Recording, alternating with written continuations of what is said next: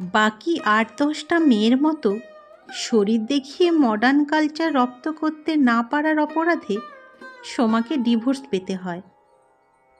বাবার মৃত্যুর পর মামা কাকাদের ঠিক করে আনা পাত্রর সাথেই বিয়ের পিঁড়িতে বসে সোমা। কেউ একবারের জন্যেও সোমাকে জিজ্ঞাসা করেনি এই বিয়েতে তার সম্মতি আছে কি না। এমনকি সোমা নিজে থেকে কিছু বলতে চাইলেও তাকে বলার সুযোগ দেওয়া হয়নি। বাধ্য হয়ে এই রিমোট সিস্টেম যন্ত্রের মতো তারা যা বলেছে সোমা শুধু তাই করেছে।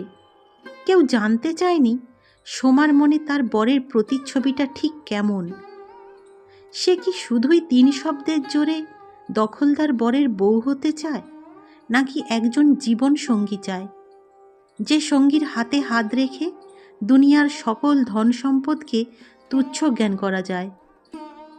প্রবাস ফেরত স্মার্ট সুন্দর ছেলে আর ধন সম্পদ দেখে সোমার আপনজনরা সেই ঘরে মেয়ের বিয়ে দেওয়ার লোভ সামলাতে পারে না।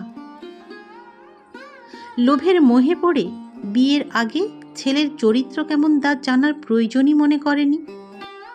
বাইরের সৌন্দর্যের সাথে ছেলেটার ভেতরের সৌন্দর্য কতখানি মিল আছে সেইটা একবারের জন্যেও খোঁজ নেওয়ার চেষ্টাও করেনি। ধন সম্পদের লোভ আর সুন্দর চেহারা দেখে তারা সোমার প্রকৃত সুখের কথা ভুলে যায়। একবারও কেউ ভাবেনি মেয়েটা আসলেই ভালো থাকবে তো। কারো মনে প্রশ্ন জাগেনি টাকা পয়সা আর ধন সম্পদ থাকলেই কি শুধু সুখে থাকা যায়, নাকি লক্ষ লক্ষ টাকা থাকলেই শান্তি কেনা যায়। সুন্দর চেহারা দেখলেই কি মনের মধ্যে শান্তি আসে, নাকি শান্তি পেতে হলে সেই সুন্দর মানুষটার ভিতরের সুন্দর একটা মন থেকে সুন্দর ব্যবহারও পেতে হয়। বিয়ের রাতে সোমার সুদর্শন ধনকুবের স্বামী মাতাল হয়ে মাতলামি করতে করতে বাসর ঘরে ঢুকে। সোমার মনে হচ্ছিল এটা যেন বাসর ঘর নয়, কোনো এক নর্তকীর ঘরে মাতালের আগমন ঘটল। সুন্দর মানুষটার ভিতরে পোষা ভয়ঙ্কর পশুটাকে দেখে সোমার সমস্ত স্বপ্ন এক নিমেষেই ভেঙে চুরমার হয়ে যায়।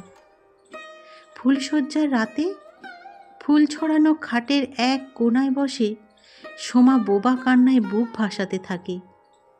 সেদিন মানুষের খোলসে ঢাকা হিংস্র পশুটার কাছে ওই চোখের পানির কোনো মূল্য ছিল না। সে যেন অন্ধ, কিছুই দেখতে পায় না, এমন ভাব করে শুধুমাত্র তার কামনা মেটাতে সোমার উপর ঝাঁপিয়ে পড়ে। কোমল মনা সোমার বোবা কান্না তখন কষ্টে ঘৃণায় বুক ফাটা চিৎকারে রূপ নেয়। কিন্তু সেই চিৎকার শুনে সেই মানুষটা যেন আরও পৈশাচিক আনন্দ পাচ্ছিল।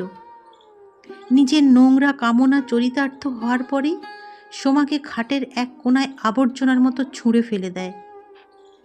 সেদিন সোমার দেহটাই ছিল তার একমাত্র ভোগের বস্তু, যা সে শেয়াল শকুনের মতো খুবলে খুবলে খেয়েছে।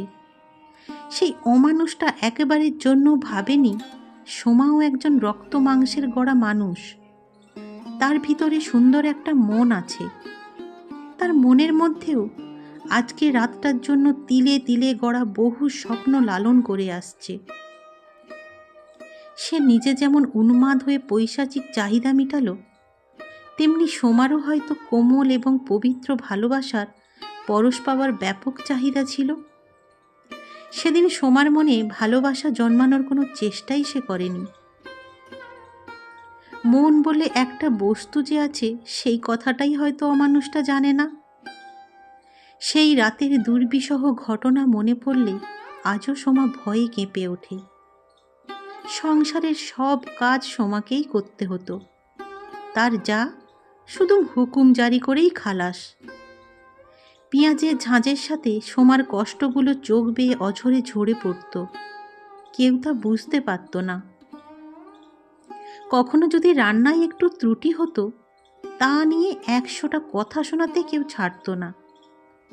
সোমার বিধবা মায়ের পক্ষে সম্ভব ছিল না তার শ্বশুর বাড়িতে দামি দামি উপহার দেওয়ার।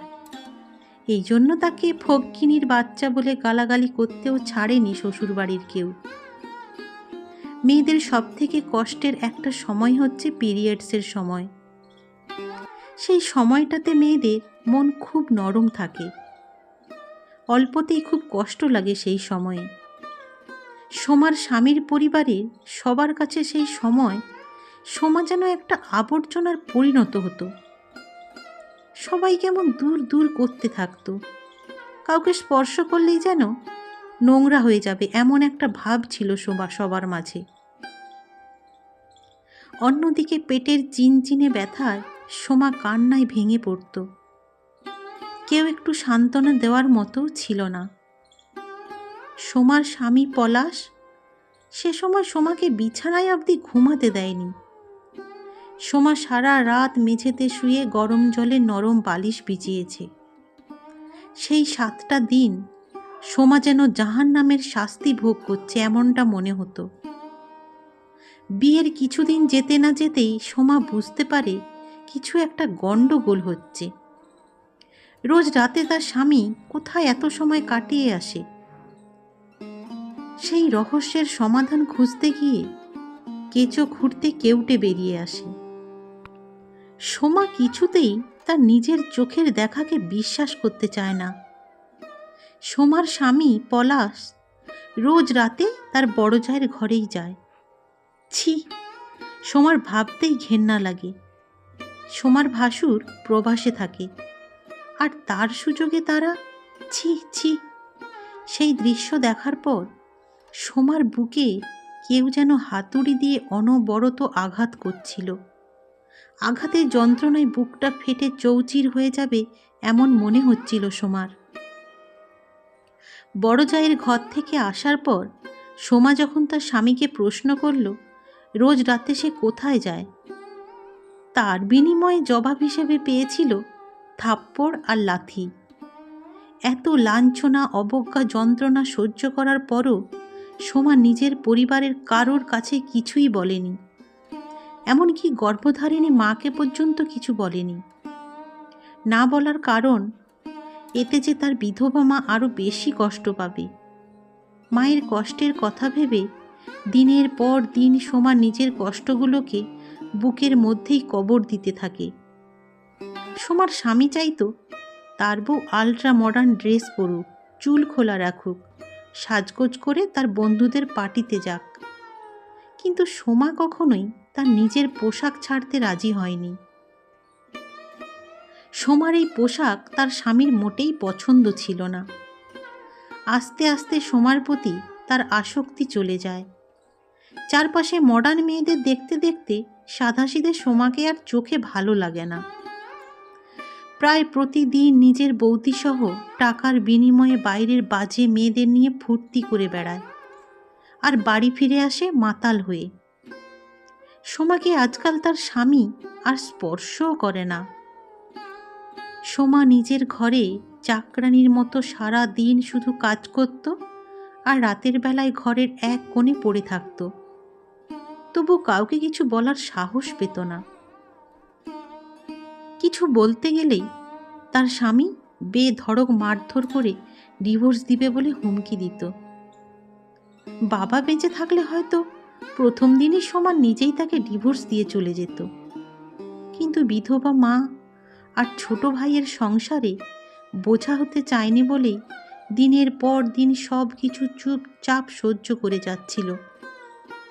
কতটা যুক্তিসঙ্গত! টাকা পয়সা, ধন সম্পদ দিয়ে নষ্ট সুখ কিনতে পারলেও প্রকৃত সুখ শান্তি কেনা যায় না। বিয়ের আগে অবশ্যই ছেলের চরিত্রের খোঁজ খবর নেবেন। হয়তো সোমার মতো আপনার বোন কিংবা মেয়েও হয়ে যেতে পারে একজন ডিভোর্সি মেয়ে।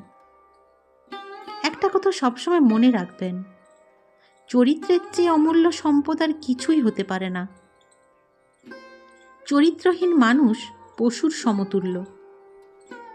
এই কথাটাকে শুধু বইয়ের পাতা আর পরীক্ষার খাতায় সীমাবদ্ধ না রেখে বাস্তব জীবনেও তার প্রভাব নিয়ে চিন্তা ভাবনা করুন। আপনার মেয়েকে বিয়ে দেওয়ার আগে অবশ্যই তার মতামত নিন। তাকে মন খুলে কথা বলার সাহস এবং সুযোগ দিন।